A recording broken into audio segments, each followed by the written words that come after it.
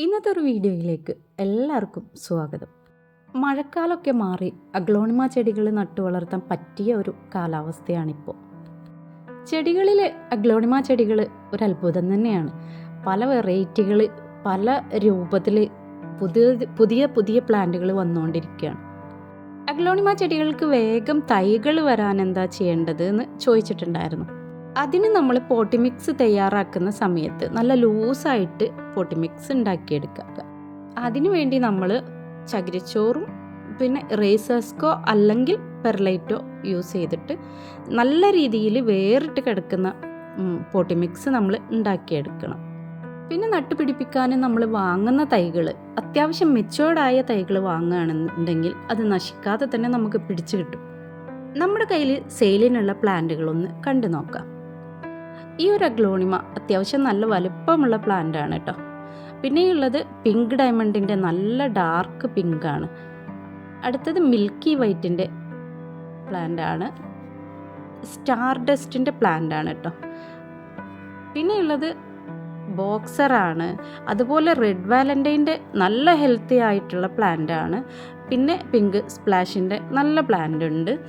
അതുപോലെ തന്നെ കുട്ടികളൊക്കെ വന്ന ഫ്രോസൺ ആണിത്.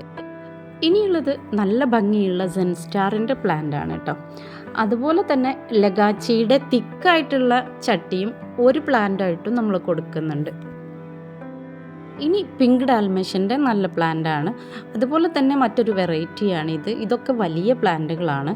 പിന്നെയുള്ളത് ഇതും ഭംഗിയുള്ളൊരു പ്ലാന്റ് ആണ് കേട്ടോ. ഇനി നെക്സ്റ്റ് നമ്മൾ കാണാൻ പോകുന്നത് ലേഡി ബേർഡ് എന്ന് പറഞ്ഞൊരു അഗ്ലോണിമയാണ്. അതുപോലെ ഇത് റെഡ് എമറാൾഡിൻ്റെ ഹെൽത്തി ആയ വലിയ പ്ലാന്റ് ആണ്. കൊച്ചിൻ പിങ്കിൻ്റെ നല്ല ഹെൽത്തി ആയിട്ടുള്ളൊരു പ്ലാന്റ് ആണ് ഇത് കേട്ടോ. അടുത്തത് മെഹനാക്കോണിൻ്റെ പ്ലാന്റ് ആണ്. പിന്നെ ഇത് വിദൂരിയാണ്. വിദൂരിയുടെ ഈ ഒരു ഭാഗമൊക്കെ നല്ല റെഡ് ആയിട്ടുണ്ട്. പിന്നെ ഫ്രോസൻ്റെ ഗ്രീൻ കളറ് അഗ്ലോണിമയുടെ നല്ല തൈയാണ്. പിന്നെ ഉള്ളത് ഈ ഒരു പ്ലാന്റ് ആണ്. ഇനിയുള്ളത് ട്രൈ കളറ് ബൗള് ഷേപ്പുള്ള ലീഫുകൾ. അടുത്തത് മിൽക്കി വേയുടെ പ്ലാന്റ്. ഇനി നമ്മുടെ കയ്യിൽ ഹൈബ്രിഡും മിനിയേച്ചറും ഒക്കെ ആയിട്ടുള്ള ആന്തൂര്യങ്ങൾ അവൈലബിൾ ആണ് കേട്ടോ. എല്ലാ ചെടിയും ഫ്ലവറോട് കൂടിയാണ് നമ്മൾ സെയിൽ ചെയ്യുന്നത്. ഹൈബ്രിഡ് ആന്തൂര്യങ്ങൾക്ക് വലിയ പൂവും വലിയ ലീഫും ഒക്കെ ആയിരിക്കും. ഓരോ പൂവിനും അതിൻ്റെ ഫെഡക്സ്, ലീഫുകൾ, അതുപോലെ ഫ്ലവറിൻ്റെ രീതിയൊക്കെ വ്യത്യാസമുള്ള പ്ലാന്റുകളാണ് കേട്ടോ. ഓറഞ്ച്, വൈറ്റ്, അതുപോലെ നല്ല ഡാർക്ക് റെഡ് എന്നീ കളറുകളിലൊക്കെ നമ്മുടെ കയ്യിൽ അവൈലബിൾ ആണ്. മിനിയേച്ചറിൽ നമ്മുടെ കയ്യിൽ വൈറ്റും പിങ്ക്, അതുപോലെ പിങ്കിൽ ലൈനുള്ള ടൈപ്പ്, ഇങ്ങനെയുള്ള ഒട്ടുമിക്ക പ്ലാന്റുകളും ഉണ്ട്. വളരെ കുഞ്ഞു കുഞ്ഞു പൂവായിട്ടുള്ളതും അതുപോലെ ഇത് ഓറഞ്ച് പ്ലാന്റ് ആണ്.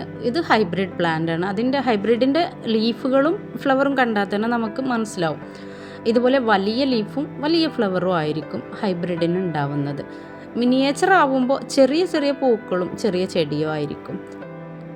ഈ ഒരു ആന്തൂര്യവും നല്ല വലുപ്പം വരുന്ന ആന്തൂര്യമാണ്. അതുപോലെ തന്നെ ഈ പ്ലാന്റും നല്ല രീതിയിൽ വളർന്നു വരുന്ന പ്ലാന്റാണ്. അപ്പോൾ ഇത്രയൊക്കെയാണ് നമ്മുടെ കയ്യിൽ ഇപ്പോൾ സെയിലിനായിട്ടുള്ള പ്ലാന്റുകളുള്ളത്. അപ്പോൾ ഇതിലേതെങ്കിലും നിങ്ങൾക്ക് ഇഷ്ടമായിട്ടുണ്ടെങ്കിൽ അതിൻ്റെ സ്ക്രീൻഷോട്ട് എടുത്ത് ഞാൻ മുകളിൽ കാണിച്ചിട്ടുള്ള വാട്സപ്പ് നമ്പറിലേക്ക് അയച്ചു തരാം.